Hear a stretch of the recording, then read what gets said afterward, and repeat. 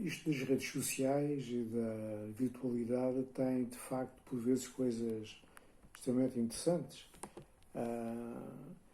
Eu tenho ultimamente feito uns pequenos vídeos que coloco no YouTube e não é que um antigo colega meu, que eu já não vi há muitos anos,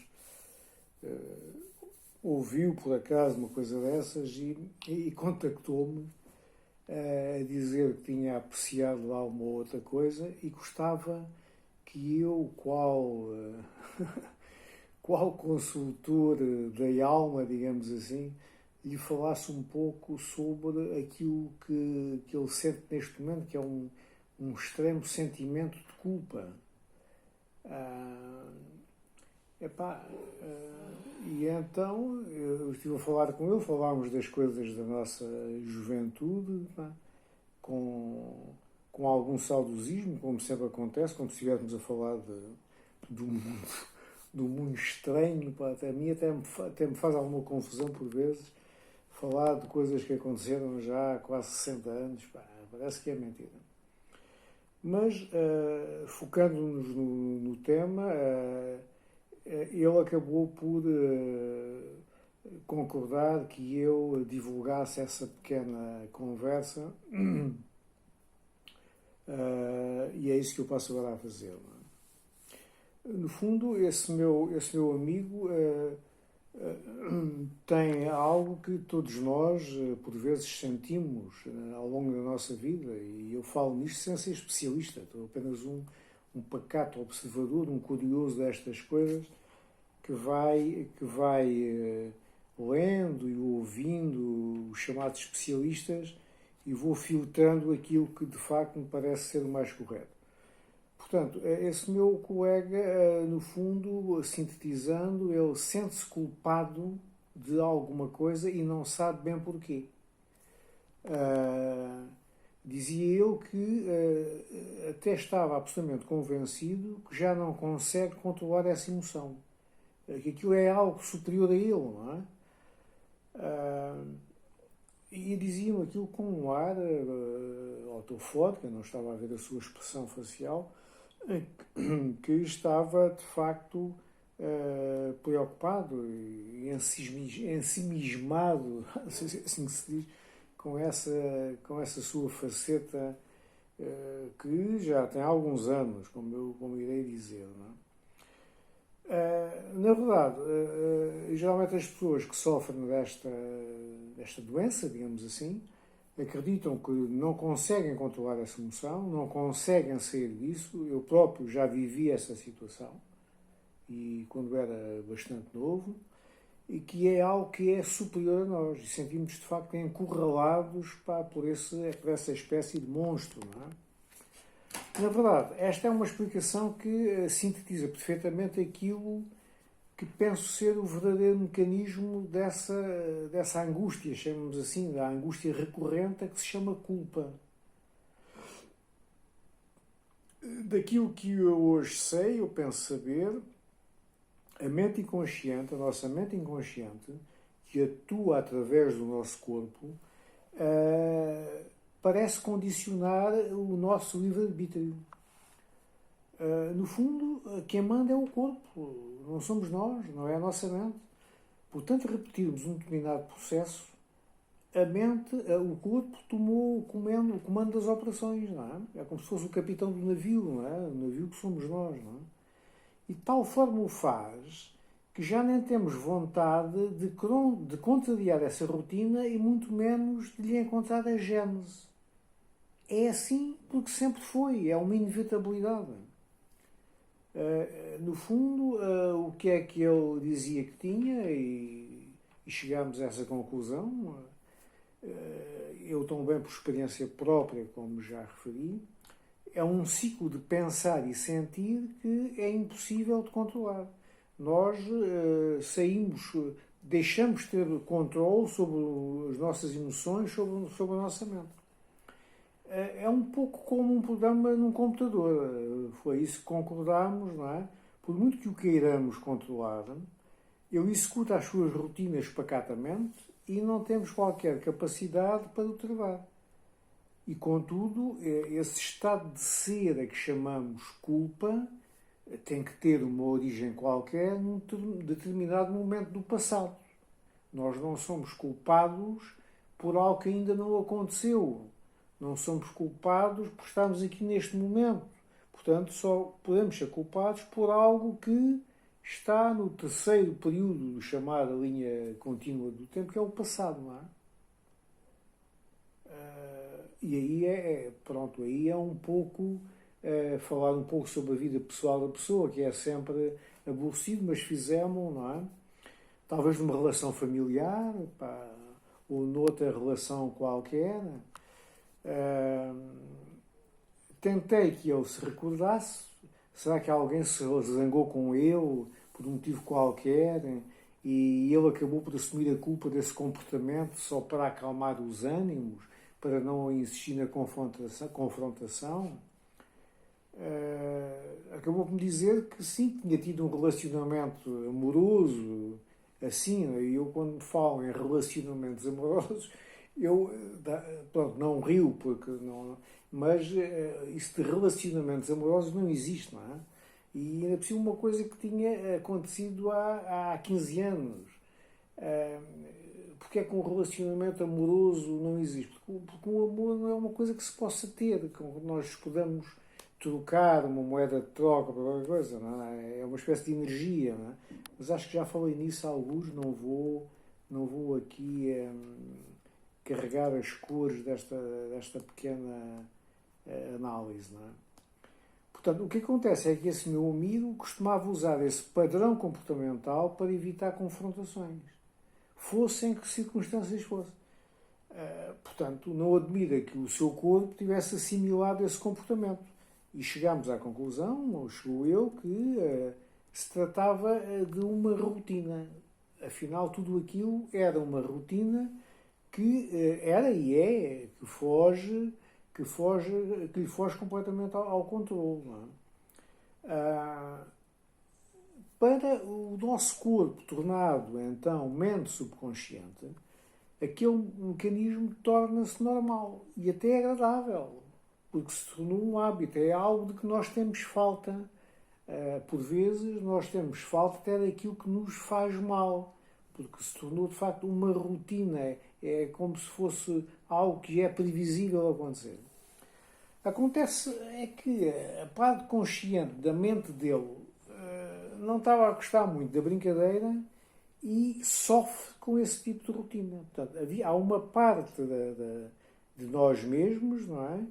Que lá muito no fundo, muito continua a sofrer com esse tipo de rotina. Pronto, agora, eu disse-lhe então, epá, o facto de estares agora a questionar esse teu procedimento abre uma janela de esperança. E eu fico bastante feliz por ter posto aqui umas coisas assim, mais ou menos patéticas no YouTube, de forma que eu pudesse ter visto alguém disse que eu estava ali a falar. Portanto, lá está, quando uma pessoa tem um problema e vai ao médico e pretende ir, já é uma lufada de esperança, quer dizer que ele está consciente do problema e que tenta resolver. Não é? Portanto, e ele, por facto de estar a questionar o procedimento, de falar comigo, porque achou que eu sou um confidente ideal, já não é mau, não é? Seria sempre eu o culpado de uma determinada situação? Será que é preciso estar como ele está, sempre a pedir desculpa, mesmo quando claramente a culpa não é dele? Ele acabou por me dizer que, numa situação banal, num restaurante ou num café, até quando o empregado de mesa se engana no troco, ele pede desculpa por estar a corrigir. Oh, desculpa, o senhor enganou-se, ainda falta-me dar 20 euros. Então tá. Portanto, ele chegou a este ponto de pedir desculpa por dizer a outro que o está a enganar, consciente ou inconscientemente. Não é? Eu acho que ele então percebeu o mecanismo e aceitou que o corpo já tem aquela rotina, a tal mente subconsciente. Portanto, de tanto repetir esse programa, sem ser parado pela mente consciente, que está adormecida ou inócua, ou está a olhar para o lado, acha que está a fazer uma coisa certa. Não é? O corpo acha que está a agir bem, porque não há ninguém que lhe chame a atenção. Daí a culpa assumida. Não é? Faz parte da personalidade. Isso passou a integrar o ritual, o tal ritual dos leopardos de Kafka, que eu já aqui falei. E quando eu lhe perguntei se eu já tinha tentado corrigir esse modo de vida, essa faceta, ele disse que sim, mas sentiu-se mal. Sentiu-se mal em corrigir e tem uma certa dificuldade, é como se tivesse um nó na garganta. Não admira, não é? No momento deixou de haver o habitual sincronismo entre o pensar e o sentir. E o corpo reage de uma forma descontrolada, pois deixou de receber a habitual autorização mental. É um pouco como se, num determinado processo laboral, tivesse faltado um determinado passo, uma determinada rotina. E ele perguntou-me então, achas então que há um bloqueio na linha de montagem do meu produto final? Ele ainda teve a capacidade de brincar. Eu disse, sim, olha, sim, da produção de culpa, sim, isso é uma excelente imagem, não é? É uma excelente imagem, não é? Ele riu-se um bocadinho e tal. Mas depois concordámos que aquilo que está realmente a acontecer é uma batalha, diria, mortal entre o corpo e a mente, sem que disso ele se aperceba, não é? Uma espécie de guerra química, porque de facto o corpo ressente-se, e daí aquelas doenças e pequenos achaques que ele já tem e que se podem até sentir através de uma conversa telefónica. E de facto há toda a razão nessa conclusão, pois as mensagens trocadas entre o corpo e o cérebro são feitas através de uma química celular e condicionam de uma forma bastante forte as decisões da mente, que nem sequer conseguem imaginar que está a ser condicionada. É um processo kafkiano. Não é? A nível racional é um absurdo. Quem está de fora diz, mas porque é que aquele indivíduo não é capaz de ver que está ali a fazer uma coisa que não devia fazer, não é? A nível racional é um absurdo, mas a outro nível é algo que nos reconforta. Agir como sempre agimos. Foi sempre assim que nós fizemos. Sem alterar aquilo a que chamamos personalidade. Não é? A personalidade é como certos políticos que chegam ao poder, ou como certos líderes de determinados partidos políticos, e tudo criam ali uma espécie de legislação interna para nunca serem apiados do poder, não é? A tal personalidade. Talvez nos sintamos mal mais tarde, depois da situação, pelo facto de não termos coragem de mudar, não é? E ele disse, olha, não andas longe da verdade. Pois, infelizmente é assim. No fundo, estamos viciados na culpa, da mesma forma que nos viciamos no tabaco, nas mulheres, nos homens, no jogo ou noutra coisa qualquer. Por isso, quando ele me diz que por vezes se sente culpado, mas não sabe bem porquê, eu entendo perfeitamente o seu estado de ser, não é? Há uma guerra interna que ele já nem sequer sabe controlar, nem sabe quem são os contendores. É assim. Mas eu sugeri que talvez o problema pudesse ser abordado de outra forma, não é? No fundo, a ideia é tentar acabar com esse ciclo vicioso de pensar e sentir o tal estado de culpa. Ele até chamou isso de desmemorizar a emoção, e é um termo fabuloso, não é? O corpo memorizou aquele nosso estado de ser, e agora, para desmemorizar, é preciso agir e rapidamente, não é?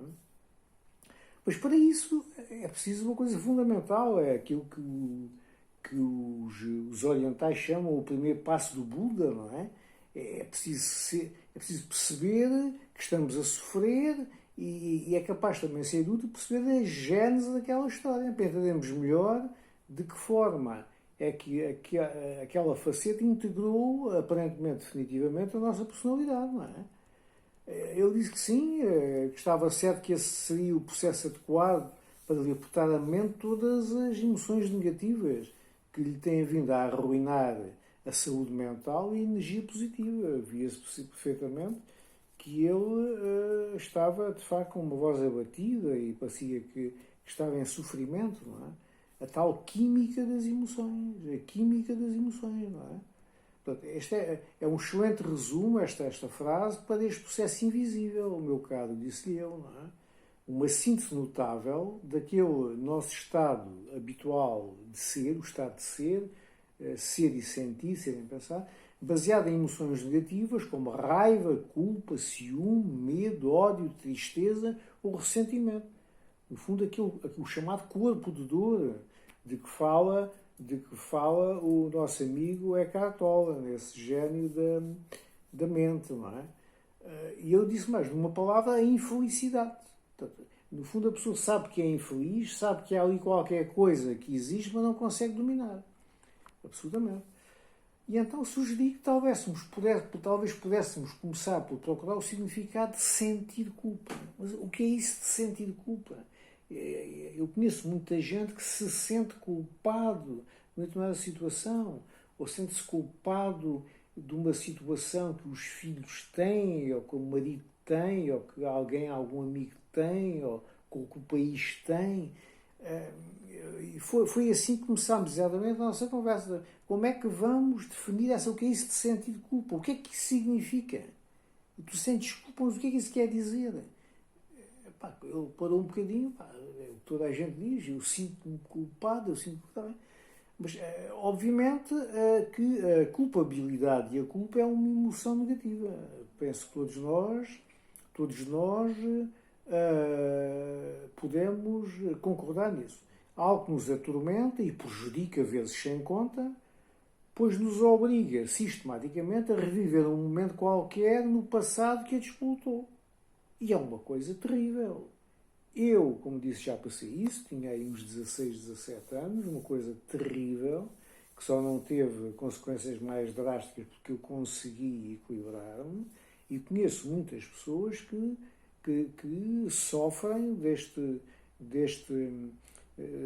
espécie de depressão profunda, que aliás é das poucas doenças mentais, que é disso que se trata, que leva ao suicídio, que pode levar ao suicídio, não é? Portanto, nós revivemos inúmeras vezes esta situação e ele aí concordou que o sofrimento era o pano de fundo. O que é uma coisa excelente. O sofrimento é o pano de fundo. A culpa não é uma emoção positiva que nos eleva a alma. Não nos torna santos, nem algo que lhe pareça. E nem sequer é a palavra que nos esmaga, a culpa. A culpa é apenas uma palavra, não é? Mas sim o sentimento que está por trás do conceito. Cá está outra vez o ser e o sentir, a palavra e a emoção, não é? A palavra e a emoção. O conceito que está por trás é que é perigoso. E um desses conceitos que nós poderemos associar à culpa é a dúvida. Quando já se esqueceu o detonador primário, isto é, nós muitas vezes sentimos culpados de algo que aconteceu sempre no passado, ok? Sempre no passado, mas já não sabemos o que é. E isto é para essa loucura total, mas é verdade. Ele riu-se um pouco do outro lado da linha e isso foi extraordinário. Até depois contei uma anedota, mas não posso falar aqui da anedota, que foi contada, curiosamente, pelo nosso professor de matemática no segundo ano do liceu. Bom, e portanto, surge a pergunta inevitável. Terei feito... Foi a pergunta que eu sugeri. Terei feito algo errado no passado que me leva a sentir remorsos? Como a gente já não sabe o que é que aconteceu, pelo menos temos que nos deitar a adivinhar, não é? Porque o bicho está lá, não é? O bicho está lá. E eu disse, o medo e a incerteza, sim, claramente.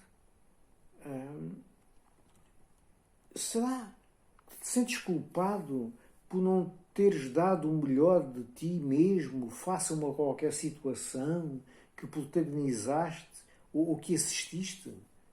E ele pensou um bocado. O quê? Tipo, estar desatento, ter visto algo em que eu podia ter intervindo e não o fiz. Epá, desatento é uma excelente palavra, disse eu. Eu gosto muito de dizer excelente palavra. Quando não tenho mais nada para dizer, disse eu, uma excelente palavra, uma excelente ideia. Excelente palavra, pá. Teremos nós o peso da culpa por desatenção, por falta de coragem? Fui eu que perguntei, incentivando, porque eu também não percebo muito destes temas, não percebo em profundidade, consigo ver os contornos, mas a gênese pode-me escapar, não é? E depois ele não respondeu e eu ajudei. Epá, Pedro, o apóstolo. Pedro, o apóstolo. Depois, quando ele, a tal história do Gal, cantou 3 vezes e ele negou Cristo 3 vezes, pá, dizendo que não o conhecia. Epá, ele aí fez. Epá, se calhar, claramente, meu caro, disse ele, o tal paradigma da culpabilização. Epá, mas agora que falas nisso, quase me senti tentado em enveredar pelo tipo de explicação desse pecado. Epá, eu escutei, a escutar, não é? Mas eu depois calou-se momentaneamente e eu voltei à casa. Mas estás a falar do ciclo do pecado e do perdão, do tal perdão no confessionário, para depois podermos voltar a pecar, para voltar a sentir culpa. Porque, para mim, essa é a gênese da absolvição. Não é? Nós pecamos, se bem que pecar é original latino, quer dizer não estar presente. Portanto, é um significado interessante, mas agora vamos falar do pecado, não é? Mas, de facto, o termo pecado significa não estarmos presentes, não estarmos conscientes. Não é? Se bem que aqui tem outro conceito. O pecar é ir contra uma lei qualquer e temos que ser perdoados. Daí ter que haver um Pai que nos perdoa, um Deus, não é? Para depois podermos voltar a sentir culpa num ciclo infernal. Ele aí começou a perceber um bocadinho melhor, penso eu, e até me disse, mas que é o pecado original. Pois, exatamente, o tal, mas eu aconselhei a não irmos por aí, não vamos por aí, porque se caímos nessa podemos cair numa armadilha. E então eu sugeri que a melhor aproximação à questão seria tentar saber como e porquê reagimos a essa questão. No fundo, tentar perceber o que é que nos levou a fazer algo que estava em oposição com a nossa maneira de ser em determinado momento da nossa vida. Ele concordou, assim, de facto, isso é extraordinário. Essa é a melhor definição de culpa que eu tenho ouvido nos últimos tempos. Olha, e já tenho ido a muitos psiquiatras afamados. E só a sentimos se tivermos agido em oposição ao nosso estado de ser. Ele foi até mais longe e concordou que há alguma coisa ele deve ter feito que ia contra a sua alma, digamos assim, que lhe terá provocado aquele estado de culpa, se bem que já não se lembrasse do que era. Não é? Uma coisa extraordinária. Eu dizia, sim, mas nesse caso talvez seja uma perda de tempo tentarmos perceber o que nos levou a fazer algo que não éramos, não é? Sugeri, ele concordou, no fundo é como se estivéssemos a escavar, a chover no molhado, não é? E concordámos que o importante era saber o que fazer quando a culpa chegar. E estamos a perceber porque é que somos culpados, é muito bonito em termos teóricos, mas o mais importante é saber o que fazer quando a crise chegar. Fez-me silêncio. Concordas com esta aproximação? Sim. De facto, a prioridade é curar a doença ao invés de tentar encontrar uma explicação para a sua gênese. Isto é extremamente importante. A maior parte das pessoas faz isto. Eu próprio fiz isto quando daquela crise que já me referi, não é? Nós, em vez de nos preocuparmos com o momento, lá está, na altura não sabia, tentarmos curar aquele problema, estamos a escavar ainda mais na porcaria, digamos assim, tentando encontrar a gênese de algo que já não sabemos o que é. Isto é extraordinário, não é? Eu disse depois, deixamos isso para depois, quando o paciente já estiver mais aliviado. Eu ri-se e disse, estou totalmente de acordo. Eu, ótimo. disse o meu ótimo, pá, que eu costumo sempre dizer nesta. E depois ele perguntou-me assim: epá, oh Hélio, pá, mas a culpa é mesmo um problema, pá, um desafio, uma consequência de um pecado qualquer. E disse: pois é, sim senhor, tens razão. É um problema, um desafio e uma consequência de um pecado qualquer. E ele disse: epá, isso é extremamente interessante. Depois despedimos e desligamos.